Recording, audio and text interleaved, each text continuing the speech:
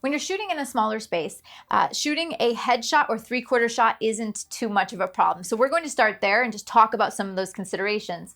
And then we'll move along to full-length shots where you'll find it a little bit more challenging. All right, so let's talk about modifiers and the lights that you choose in a small space. If you're shooting in a small space, when you look to purchase modifiers, don't get anything with a lot of depth. For example, my ProPhoto 3x4 foot softbox, I think it's about this deep. For me, that's like a third of the entire width of this space here. And so it's regularly going to get in my shot.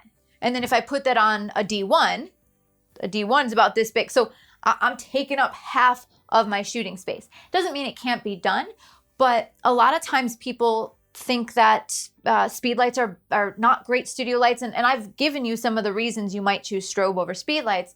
But guess what? Speed lights are fantastic for small spaces.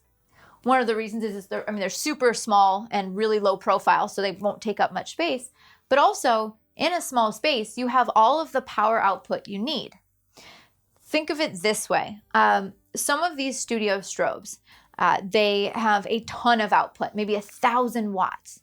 And what'll happen is in this small space, no matter how far I put this strobe back, like if I moved one really far away, it's still pretty close. I mean, I can only get it maybe 3, 4, 5 feet away at most. So that 1,000 watt second, so much of that light's still going to be hitting her, even when it's a low power. I might not be able to open up to a wide aperture if I want. Like it's going to be too much to handle. So actually the speed light with its low output is completely fine. Now there's also certain studio strobes that are actually made that are lower profile. For example, this DigiBee. I mean, this is a studio strobe, but it's much smaller, it's much more compact. So in other words, yeah, I mean, I shoot with my ProPhoto strobes all the time. I could absolutely do it in this small space, but a lot of the smaller, less expensive speed lights or studio strobes will work perfectly for this. So just know whatever particular studio strobes or speed lights you have, they work just fine in a small space. But then we're talking about modifiers. I said you can't get anything deep.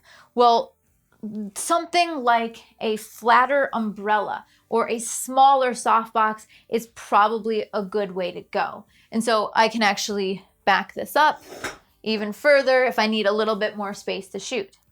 But what's nice about this is, in a small space, you have no choice most of the time, but to have your light pretty darn close to your subject.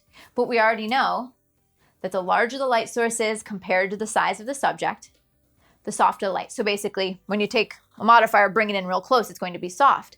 So I don't need to have a huge modifier like a big umbrella or a big softbox in order to get soft light. I've got something that's medium sized, but it has to be close because I'm in a small space, which means it will be soft. So I'm going to get nice, soft, beautiful portrait light.